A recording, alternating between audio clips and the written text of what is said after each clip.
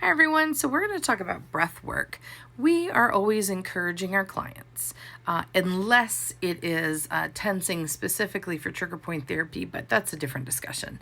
We are usually telling our clients to breathe out when we are putting deep pressure on their muscles, especially if they're feeling any kind of pain, because we want those muscles to relax with us, right? We don't want everything tensing up or clenching up as we're trying to get those hypertonic muscles to relax. So as we're telling them that, it's very, very common for us to try to show them what to do by example, by breathing in deeply and then blowing it out. But when you're in this position, hopefully this gentleman is getting something assessed. It looks like she's about to press down on his styloid process and his carotid artery if she's not careful. But is his face turned to the side because her breath is terrible, or is she doing an assessment? Luckily, her mouth is closed in this picture, but I bring this up to tell you a brief story and to make you cognizant of your potential bad breath. When I was a student nearly 20 years ago, studying massage therapy, and I was fresh in the certificate program before going on, a student in the program after me, which I eventually took, which was the degree for advanced medical massage.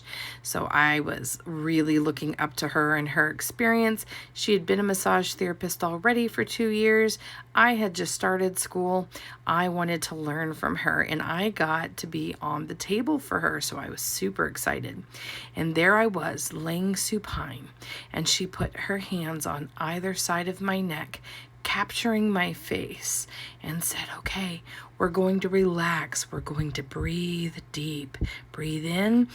And she showed me by example, and then she breathed out straight in my face with the most absolute dump truck, dumpster fire, trash, garbage breath I have ever smelled in my life. I clenched up. I could not breathe.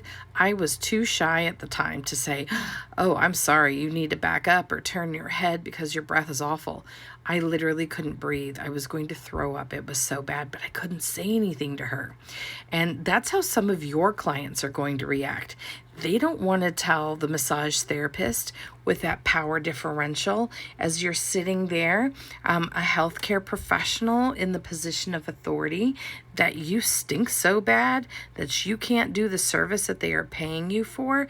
They're going to turn their head to the side. They're going to do what I did, and they're going to stop breathing, and they're going to clench up, and you're not going to get them to relax because they can't even breathe normally, let alone breathe deeply with your absolute dumpster fire falling into their face. So this is just a moment to remind you to be aware of what you eat. Be aware that breath mints with sugar in them will start just harboring bacteria about 30 minutes after you take them, and don't necessarily help the situation at all. In fact, sometimes they make it worse.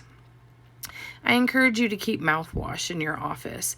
I also encourage you to not only think about masks in times of cold or coughing or for public safety, but also as a very simple, easy way to hide your breath if you've had a particularly tasty lunch.